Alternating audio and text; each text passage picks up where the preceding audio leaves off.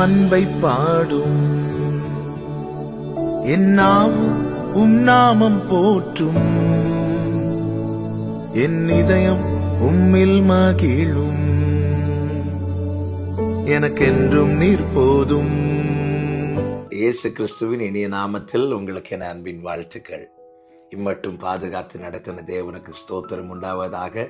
இந்த நாள் உங்கள் ஒவ்வொருவருக்கும் ஆசீர்வாதமான நாளாய் இருப்பதாக.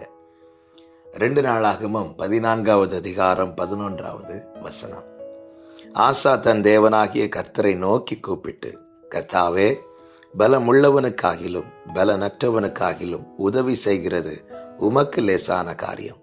எங்கள் தேவனாகிய கர்த்தாவே, எங்களுக்கு துணை நில்லும். உம்மை சார்ந்து உம்முடைய நாமத்தில் ஏராளமான இந்த கூட்டத்திற்கு எதிராக வந்தோம். கர்த்தாவே, நீர் எங்கள் தேவன், மனுஷன் உம்மை மேற்கொள்ள விடாதையும் என்றான். கர்த்தருடைய பரிசுத்த நாமத்திற்கு மகிமை உண்டாவதாக. ஆசா யூதாவின் மேல் ராஜாவாக ஏற்படுத்தப்படுகிறான். கர்த்தர் அவனுக்கு இளைப்பாறுதலை கட்டளையிட அவன் பட்டணத்தை கட்டி எழுப்ப ஆரம்பிக்கிறான். அவனுக்கு காரியங்கள் எல்லாம் வாய்க்கப்படுகிறது. அவனிடத்திலே வேதம் சொல்லுகிறது 8வது வசனத்திலே, யூதாவிலே பரிசையும் ஈட்டியும் பிடிக்கிற 3 லட்சம் பேரும், பென்யமீனிலே கேடகம் பிடித்து வில்லை நாணேற்றுகிற 2,80,000 பேருமான சேனை ஆசாவுக்கு இருந்தது. இவர்கள் எல்லாரும் பராக்கிரமசாலிகள். இந்த நேரத்தில் தான் அவர்களுக்கு விரோதமாக எத்தியோப்பியனாகிய சேரா புறப்பட்டு வருகிறான் யுத்தம் பண்ண. சேராவின் சேனையில் எத்தனை பேர் இருந்தார்களாம்? 9வது வசனத்தில் இப்படி சொல்லப்பட்டிருக்கிறது, எத்தியோப்பியனாகிய சேரா 10 லட்சம் பேர்கள் சேர்ந்த சேனையோடு 300 ரதங்களோடும் புறப்பட்டு மரேசா மட்டும் வந்தான். ஆசாவின் பக்கம் 3 லட்சம் பேர், சேராவின் பக்கம் 10 லட்சம் பேர். இந்த நேரத்தில் தான் ஆசா தன் தேவனாகி கர்த்தரை நோக்கி கூப்பிட்டு சொல்லுகிறான், பலமுள்ளவனுக்காகிலும் பலனற்றவனுக்காகிலும் உதவி செய்கிறது உமக்கு லேசான காரியம். எங்களுக்கு துணை நில்லும். ஒரு புறம் 10 லட்சம் பேர், இன்னொரு புறம் 3 லட்சம் பேர். யார் பக்கம் ஜெயம் என்று கேட்டால் நிச்சயமா எல்லாரும் சொல்லுவார்கள், எங்கே அதிகமான நபர்கள் இருக்கிறார்களோ அங்கேதான் என்று. ஆனால் வேதம் என்ன சொல்லுகிறது தெரியுமா? ஜெயமோ கர்த்தரால் வருகிறது. ஆசாவின் பின்னாக 3 லட்சம் பேர், சேராவின் பின்னாக 10 லட்சம் பேர். ஆசா அறிந்து கொண்டது என்ன தெரியுமா? அவன் புரிந்து கொண்டது என்ன தெரியுமா? நான் ஜெயிக்கணுமா இல்லை சேரா ஜெயிக்க வேண்டுமா என்பதை தீர்மானிப்பது நானோ சேராவோ அல்ல, ஜெயம் தருகிற கர்த்தர். ஒவ்வொரு தேவ பிள்ளை இதை புரிந்து கொள்ள வேண்டும். என்னை விட என் சத்துரு பலவானா இருக்கிறதுனால கண்டிப்பா அவன் தான் ஜெயிப்பான், அப்படி ஒரு நாளும் நினைக்க கூடாது. கர்த்தர் என்ன சொன்னார்? உலகத்தில் உங்களுக்கு உபத்திரவம் உண்டு, ஆனாலும் திடன் கொள்ளுங்கள், நான் உலகத்தை ஜெயித்தேன் என்று. அது மாத்திரமல்ல, நான் உலகத்தின் முடிவு பரியந்தும் உங்க கூட இருப்பேன் என்று. ஜெயம் யாருக்கு தெரியுமா? யாரிடத்தில் அதிக நபர்கள் இருக்கிறார்களோ, அதிக பலம் இருக்கிறதோ, அதிக அதிகாரம் இருக்கிறதோ, அதிக பணம் இருக்கிறதோ அவர்களுக்கு நிச்சயமா கிடையாது. தேவன் யாருக்கு துணை நிற்கிறாரோ அவர்களுக்கு தான். இந்த நம்பிக்கை தாவீதுக்கு இருந்ததுனால தான் சொல்லுகிறான், எனக்கு விரோதமாய் ஒரு பாளையமே இறங்கினாலும் நான் இதிலே நம்பிக்கையாயிருப்பேன்.